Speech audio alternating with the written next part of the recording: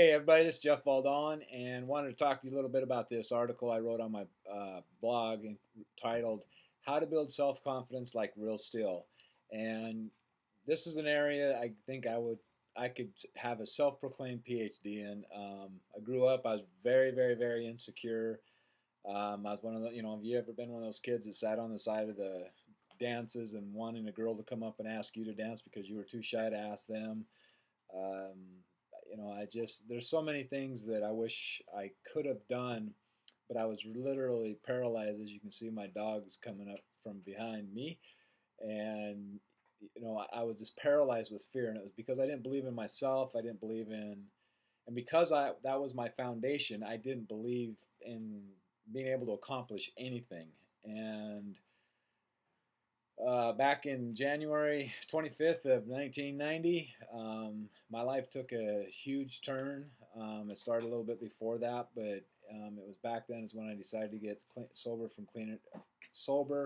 and clean from drugs, and it set me on a path to self-discovery. And this whole time, I've spent literally the last 21 years just really doing everything I could to live to the fullest potential that I can. And I would recommend that everybody becomes a student of themselves. It's like the saying goes, unexamined life is not worth living. So the first thing, in order to start believing in yourself, is the very first thing that you have to do is you have to take responsibility for your lives. You are an adult now. You cannot blame the past. The past is the past. And trust me, I understand that there are traumatic, tragic things that have happened in our past that, if they're not dealt with, they will literally control the rest of our lives. We associate everything that has happened as happening in the future, and it's not true. It's not based on reality anymore. It's based on our perception and how we associate things with that. So very first thing we need to do is take 100% responsibility, and that means not blaming anybody for the situation that we are where we're at in our lives because of decisions we have made. Our lives are perfectly designed to get the results that we're getting. And once you're willing to take full responsibility, and it takes a very mature person, the ability to do that. I mean, people that lead corporations and businesses and whatever, all are people that have to take 100% responsibility because they are the leader. They're the go-to guy or woman, whatever the case may be.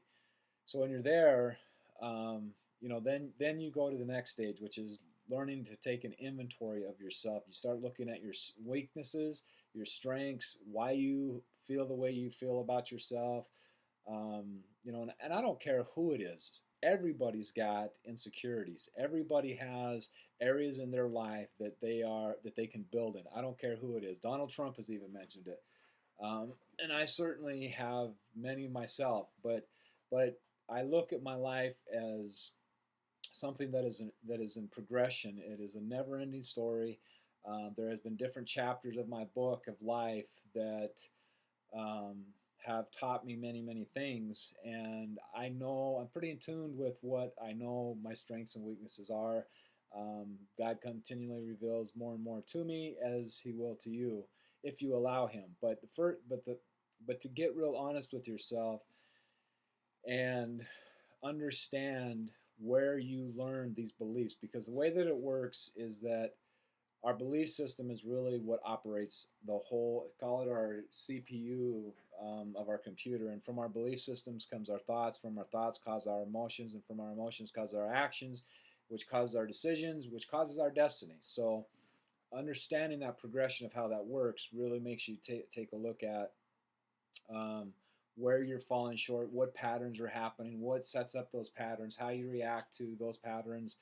And I would recommend that you don't do this alone. You can do the inventory certainly by yourself, but there's a lot of great books out there that can help you do this. One of them is Success Principles by Jack Canfield. It's a great, great, great book. Think and Grow Rich, Success of the Millionaire Mind. There's just a bunch of them out there. And of course, if you need anything or any direction, or if there's anything I can do coaching, I've mentored and coached a bunch of people that have helped them change their mindsets to be really seeing what their potential is and what their passions and desires in life is. So I would be happy to do that. All you'd have to do is contact me through my contact information through YouTube, and I'd be happy to do what I could to help you. Then the third thing is, and this is probably the most difficult thing for most people to understand, is that insecurity is rooted in fear. Okay, and fear is nothing more than looking at ourselves. And it's like the old saying goes, I think little of myself, but it's all I think about.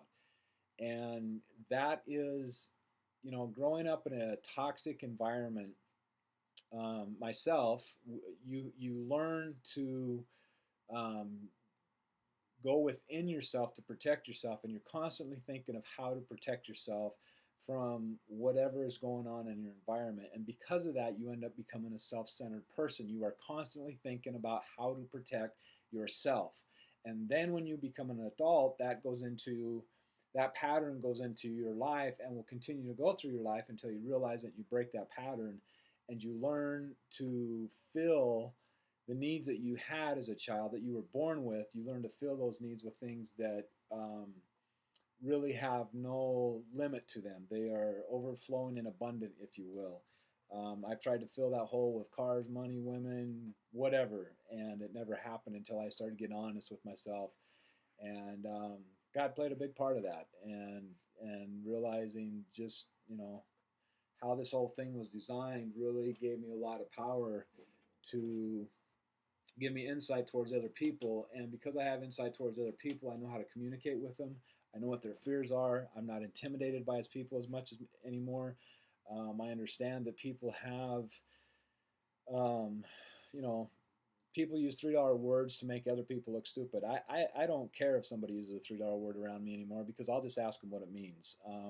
I communicate so that the masses will understand me. I do not, I understand that those $3 scholastic words may give more of a defined description of what they're trying to describe, but for the masses, I communicate as simple as I can.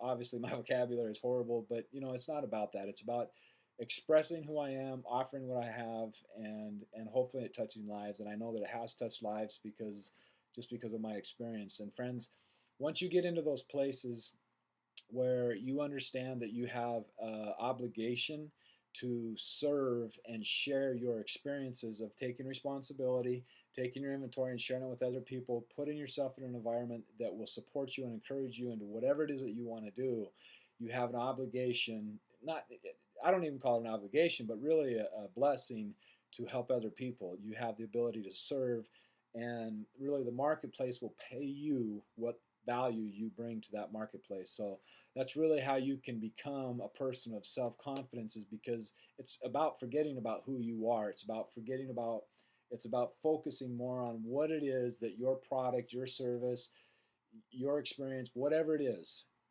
how it's going to serve the masses. That's what the focus has to be, not on, am I going to get rejected? Will people like this and stuff like that? Because I promise you, people that have done great things in their lives have been because they were focused on the bigger picture. And yes, I've gone through years of therapy, counseling, all that stuff. So I'm just saying, do whatever it takes to get you to wherever it is that you need to be. And you have to get 100% rigorously honest with yourself, because I don't have any of those insecurities. People don't annoy me. I can do anything. And all they're doing is justifying their failure. And the more you get honest with yourself, the more you get real with yourself, the more you can be a leader, because leaders are people that are willing to do things that most people aren't willing to do. So that's just the synopsis of it. But I encourage you to take a look at this article by clicking on the link next to this video. I encourage you to comment below what you think of this video, because I'd love to get your feedback. And also, like I said, click on the link below, subscribe to this channel. Be sure that you don't miss the upcoming videos that I have that I'm going to be bringing to you, because I'm here to help you live your life to the fullest potential. So take care. Look forward to seeing the next video, and be sure to click on the link next and just leave me a comment. Take care.